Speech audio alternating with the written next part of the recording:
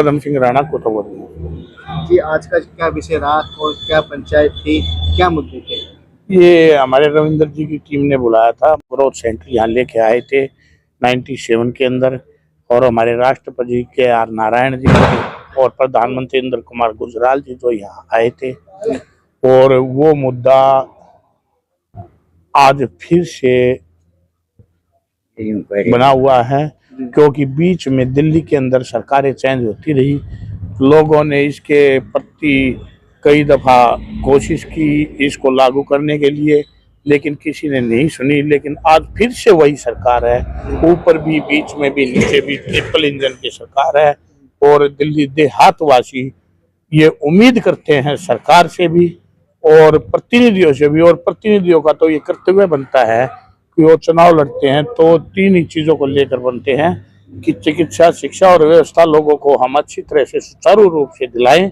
और मैं उनसे ये दरखास्त करता हूं कि वे खुद अपना निजी समस्या समझकर इस कार्य को विधानसभा के अंदर भी उठाएं और हमारे सांसद पार्लियामेंट के अंदर उठाएं, और हमारे पार्षद भाई जो हैं वो इस चीज को सिविक सेंटर के अंदर उठाएं।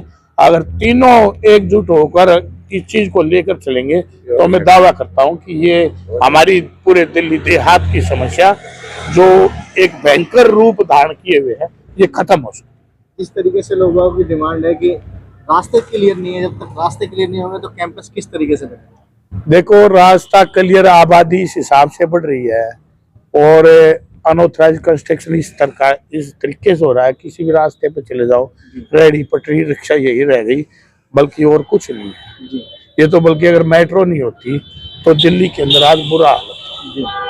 वो तो वर्मा जी जनक है इस चीज के कि वो इसको लेके आए, जिसकी सुविधा के कारण आज हम सट्टी तक जा सकते हैं।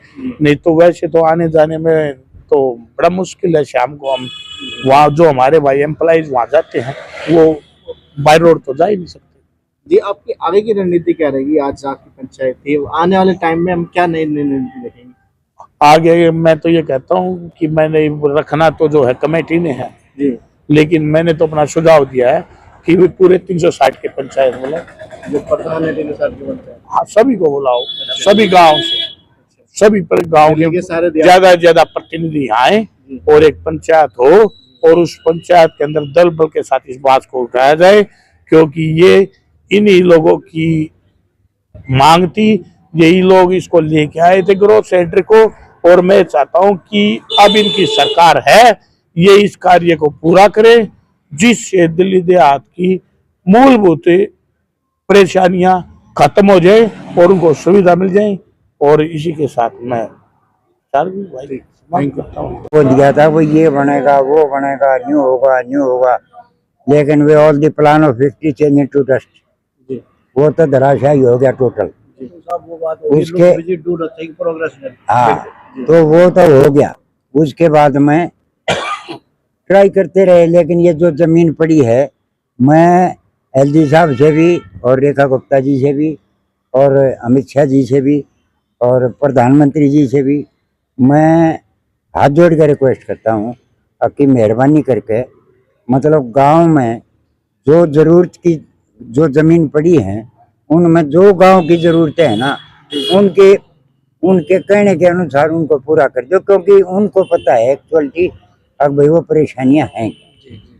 तो मेन बात ये है कि हम तो जो है उनसे यही कहेंगे कि आप जो है ना, यहाँ कोई कॉलेज नहीं है, कोई बड़ा हॉस्पिटल नहीं है, ये फूट है हॉस्पिटल, उसके फूट के सिवाय कोई नहीं है। वहाँ भी मतलब जो है ना कुछ ना उधर भी जो है ना वो आईसीयू भी नहीं है। ये तो एक बीच में बोल रहा हूँ मैं। हाँ, हमारे यहाँ पर बहुत सारे लोग सेंट्रल गवर्नमेंट एम्प्लॉइज हैं, कोई सीजीएच या डिस्पेंसरी नहीं है, कोई भी नहीं। हम इतनी दूर तक धक्के खाने जाते हैं।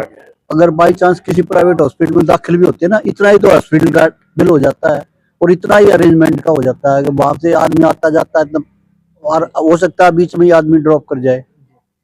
तो इसी मारे ये कुछ ऐसी प्रॉब्लम्स हैं जिनको देखते हुए गवर्नमेंट हमारी समस्याओं का समाधान कर दे तो हम बड़े आभारी होंगे इस बात के। अब कोई ये नहीं भाई हम कोई बहुत जबरदस्ती करवा रहे हैं, और ये हमारी जरूरत की चीजें हैं बिल्कुल, हर जगह है ही और जगह पड़ी है। और गवर्नमेंट के आगे कुछ भी बड़ी बात नहीं है, ये एक्वायर कर सकती है जमीन, और बहुत जमीन पड़ी है यहाँ पे तो। और ये हॉस्पिटल कितना बड़ा रामरूप ने खोल रखा है। जमीन है हाँ जी, 900 बीघे। हाँ तो फिर या अच्छा 900 हाँ, बीघा जमीन है। हाँ। तो स्थानीय विधायक के लिए आपका क्या मैसेज है?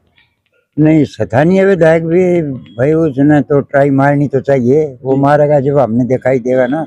उसने तो नहीं मारी, तो हम तो ये कुछ थोड़े बहुत आदमी इकट्ठे हुए हैं बेचारे, ये जो इस मुद्दे को उठाने के लिए प्रयास कर रहे हैं। और हम स्थानीय विधायकों से भी, अपने मंत्रियों से भी, और मतलब जो ये हमारे जो रविंद्र जी बने हैं मंत्री जी, उनसे भी निवेदन करेंगे भाई करवा दो। हम तो आप अगर रिक्वेस्ट करते हैं चाहे कुछ करवा दो हमसे, हमने तो नो ऑब्जेक्शन एट ऑल।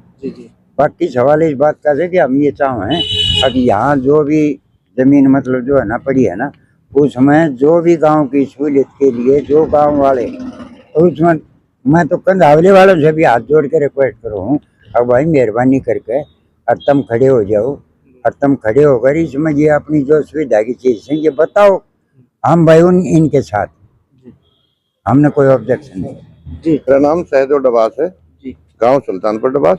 जी उसके लिए हम यहाँ कॉलेज के लिए आए हैं, यहाँ शिक्षक के लिए बच्चे यहाँ इसलिए आए हैं। जी जिस तरीके से लोगों की चर्चा रही है, आपकी क्या मांगे हैं? मेरा मानना तो यही है भैया, सबसे सुरक्षित है बच्चे एजुकेशन यहाँ अव्वल दर्जे के मिलेंगे। ये तो खुला इलाका है, एक नजदीक है, नजदीक से तो सब कुछ जल्दी में होएगा ना।